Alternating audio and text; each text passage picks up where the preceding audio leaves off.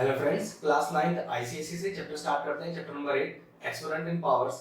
इस चैप्टर को स्टार्ट करने से पहले इसमें यूज होने वाली जो आइडेंटिटीज है पहले वो देख लेते हैं। ठीक है, सबसे पहले अगर दो नंबर आपस में मल्टीप्लाई हो जिसमें उनका बेस सेम हो लेकिन पावर अलग अलग हो तो क्या होता है, जो मल्टीप्लिकेशन होता है डायरेक्टली पावर उनकी ऐड हो जाती है और बेस सेम रहता है। ठीक है, इसी तरह से इस बार दो नंबर क्या हो रहे हैं आपस में डिवाइड, जिसमें देखो बेस यहाँ पर भी सेम है, पावर यहाँ पर भी डिफरेंट है, तो डायरेक्टली आप क्या लिख दोगे, x की पावर m माइनस है। मतलब अगर बेस सेम हो पावर डिफरेंट हो और बीच में मल्टीप्लाई हो तो पावर ऐड हो जाती है।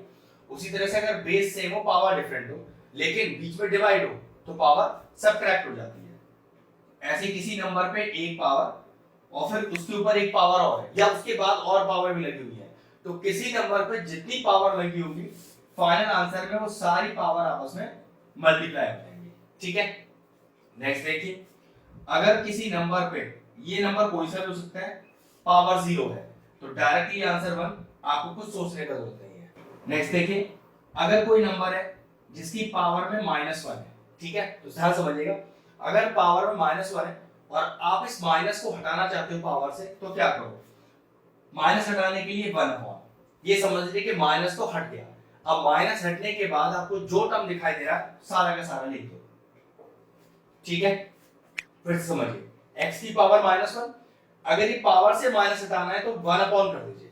1 अपॉन जैसे लिखोगे समझ लो माइनस तो चला गया, अब माइनस जाने के बाद जो बचा उसे लिख दीजिए। चलिए इसी प्रॉपर्टी को और तरह से बताता हूं। मान लीजिए लिखा है x की पावर माइनस का 2/3 और मैं चाहता हूं इसका माइनस चला जाए पावर से, तो देखिए 1 अपॉन, ये समझ लीजिए माइनस चला गया पावर से, अब जो आपको बच गया जितना पार्ट बस वो लिख दीजिए सारा का सारा। ठीक है, इसी में इनवर्स में एक प्रॉपर्टी और है, यहां पर तो एक सिंगल मोनोमियल टर्म था, लेकिन सोचो कि अगर एक फ्रैक्शनल नंबर हो, एक रैशनल नंबर हो जिसमें पावर में -1 लग रहा हो और आपको माइनस हटाना है, तो कुछ मत कीजिए, फ्रैक्शन को रिवर्स कर दीजिए, समझ लीजिए कि माइनस चला गया, बस सिंपल सा लॉजिक है। ठीक, और प्रॉपर्टी देखिए, अगर मान लीजिए दो नंबर है जिनका बेस इस बार डिफरेंट है लेकिन पावर सेम है, देखिए इस बार बेस डिफरेंट है लेकिन पावर सेम है, तो इसका आंसर क्या आएगा, बेस से बेस मल्टीप्लाई हो जाएगा और पावर को एक बार लिख दिया जाएगा। तो ये सारी प्रॉपर्टीज थी जो हम इस चैप्टर में यूज करनी। अगर कोई और प्रॉपर्टी भी आएगी बीच में क्वेश्चन करते समय तो वो मैं आपको हैंड टू हैंड बता दूंगा। तो चलिए अपना वीडियो स्टार्ट करते हैं। तो चलिए चैप्टर 8 की सिंगल एक्सरसाइज है हमारे पास, उसके फर्स्ट क्वेश्चन के मैंने दोनों पार्ट लिख दिए, इवैल्यूएट करना है, तो जो सारी प्रॉपर्टीज मैंने आपको शुरू में बताई बस उसी को यूज करते हैं। अब देखिए, एक फ्रैक्शनल नंबर है जिस पर एक माइनस का साइन है, तो मैंने क्या कहा था, अगर फ्रैक्शन नंबर की पावर में माइनस हो तो माइनस बड़े आसानी से हट सकता है। वो किस तरह से, सिर्फ फ्रैक्शन को रिवर्स कर दीजिए और पावर से माइनस हटा दीजिए। तो 16/81 की होल पावर 3/4, मतलब जो p/q फॉर्म था उसे q/p लिख दिया और पावर से माइनस हटा दिया। अब कैसे सॉल्व करें कि ये दो जो नंबर दिए हुए 16 और 81 इनके फैक्टर्स बनाइए, सबसे आसान तरीका वही है। चलिए पहले 16 के फैक्टर्स बनाते हैं, तो 2 8 जा 16, 2 4 जा 8, 2 2 जा 4 और 2 1 जा 2, चार फैक्टर बनेंगे 2 के। 81 की बात करें तो देखिए 3 2 6, 3 7 21, 3 9 27, 3 3 जा 9 और 3 1 जा 3।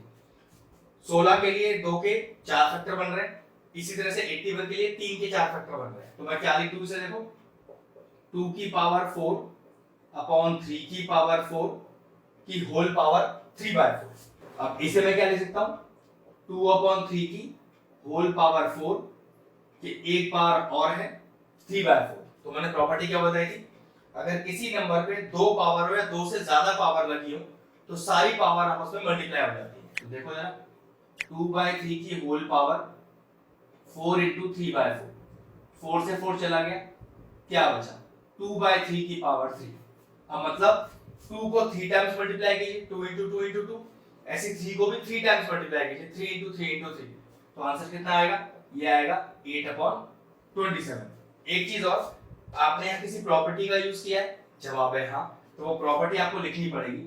और प्रॉपर्टी क्या थी कि अगर किसी नंबर पे एक सिंगल पावर के ऊपर एक और पावर या एक और पावर, कोई फर्क नहीं पड़ता, पावर जितनी भी सारी हो प्रॉपर्टी यही लगेगी, तो क्या करिए, पावर को मल्टीप्लाई कर दीजिए।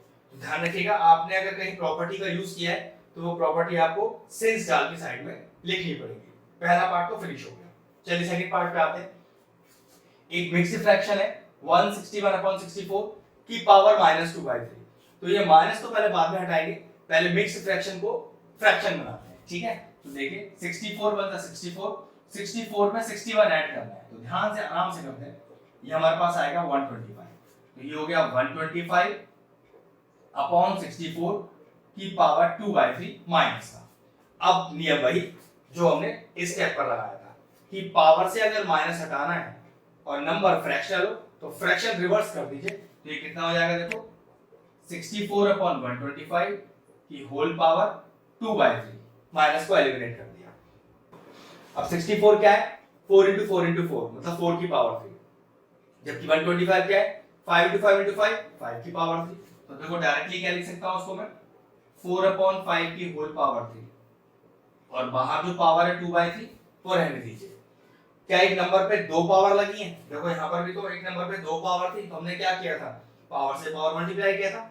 सेम यहाँ पर करेंगे पावर से पावर मल्टीप्लाई, और मैंने क्या बताया था जिस स्टेप पर आप किसी प्रॉपर्टी को यूज करोगे तो सिंस डाल के प्रॉपर्टी भी लिखनी पड़ेगी। तो देखिए ये क्या बन गया 4/5 की होल पावर मल्टीप्लाई कर दीजिए जितनी भी पावर लगी होती है, तो ये हो गया 4/5 की होल पावर 2, तो 4 × 4 is 16 और 5 × 5 is 25। और हमने प्रॉपर्टी क्या यूज करी जिस स्टेप पर सिंस x की पावर में दो पावर लगी है तो ठीक है दोनों पावर को मल्टीप्लाई कर दिया, तो x की पावर m की पावर है, तो फॉर्मूला बन गया x की पावर m × n।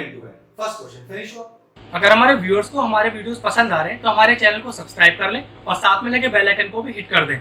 आपको अगर मैथ से जुड़ा कोई क्वेरी है किसी भी क्लास के लिए तो वो आप मुझे व्हाट्सएप कर सकते हैं, जो नीचे नंबर आ रहा है। आपका जो सोल्यूशन है मैं जल्दी से जल्दी देने का कोशिश करूंगा।